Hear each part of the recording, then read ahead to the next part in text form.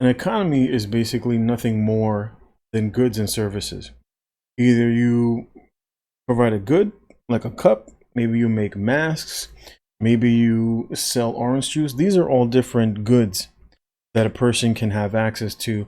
Maybe you make clothing, microphones, right? Laptops, TVs, computers, etc. These are all goods that you can buy within a service, within an economy. And then of course there are services. You go, you get your car washed, right?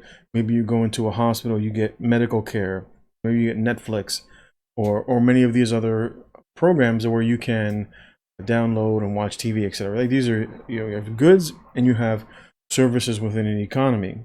And of course, as you work, right, you give labor into an economy, and so basically everybody is contributing to society, and everybody's throwing all these goods and services into the bag.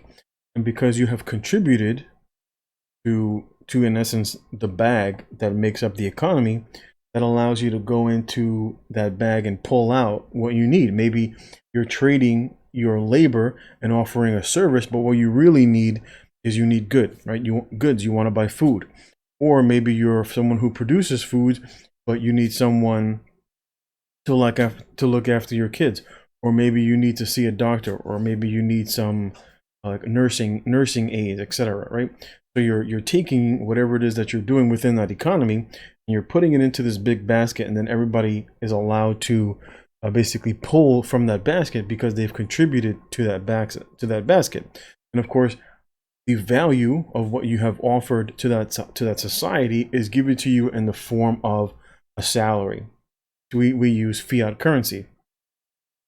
Now, for many of these individuals during the pandemic, they were basically pulling from the bag of services with printed money that the government had given them.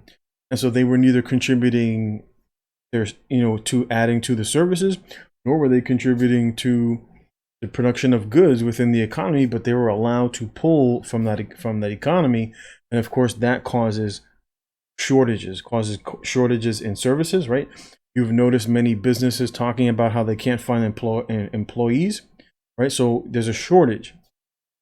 And in some places you go and maybe the price of goods have gone up, or maybe that store that you go to says, you know what, we don't even have those goods available. We're short. We're waiting for a shipment to come in.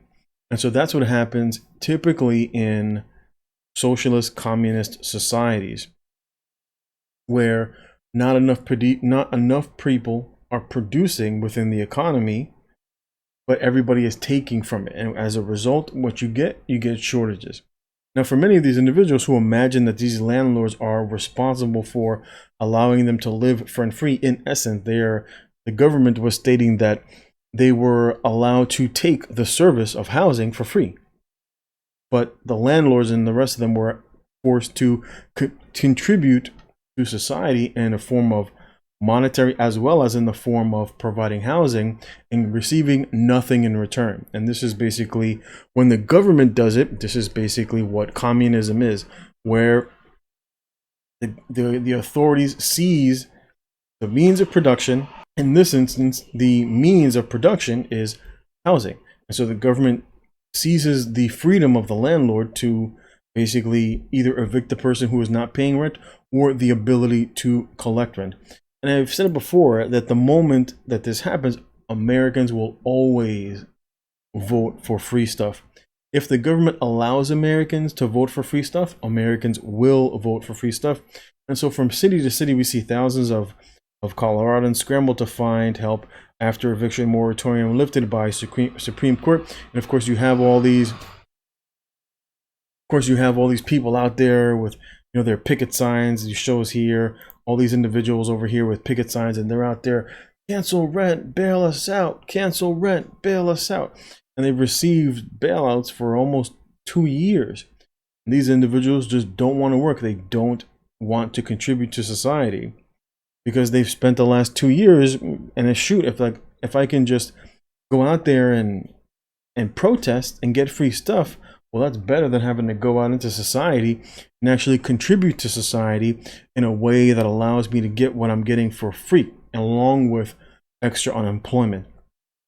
Now, I've said this for a very long time, that Americans have been socialist for decades.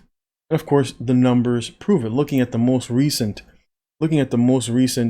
numbers in terms of taxes, 61% of Americans paid no federal income tax in 2020. Nearly 61% of Americans paid no federal income tax in 2020. In 2020, a temporary spike contributed to a sudden decline in income and massive boost in government subsidies during the pandemic. This is according to a new study published this week. This is as of August 20th.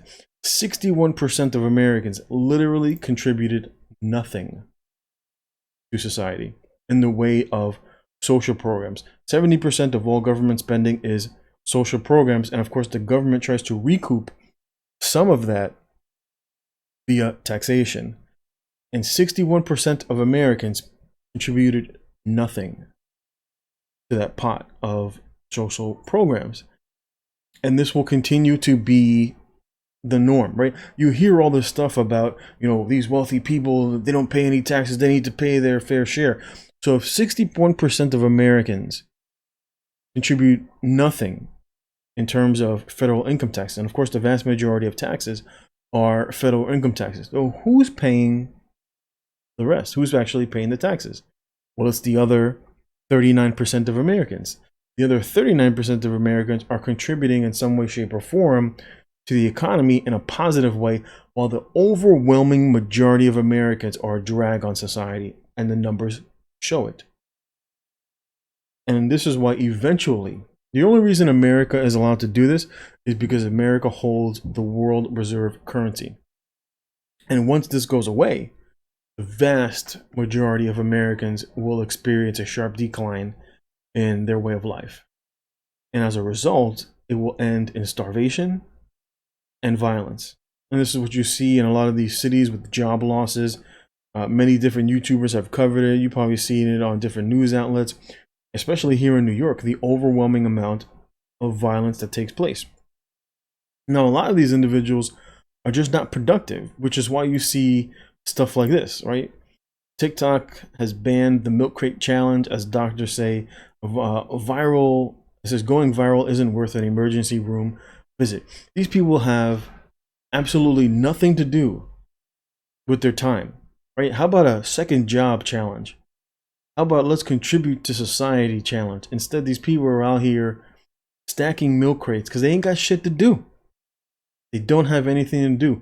They contribute nothing to society. They're bored out of their mind, and this is what they do. This is the stuff that they do to pass the time. We ain't got shit to do. Hey, let's start a milkshake. Let's start a milk crate challenge. Because people clearly, it doesn't matter if these individuals get hurt. They don't really work. They don't contribute to society. So they're not worried about injuries. But who's going to pay for it? The government's going to pay for it. And this is what I'm talking about. Overwhelmingly, most Americans are socialist. It shows in the numbers. It shows in the way that they vote. It shows by the numerous amount of social programs. And moving forward, this is not going to get better.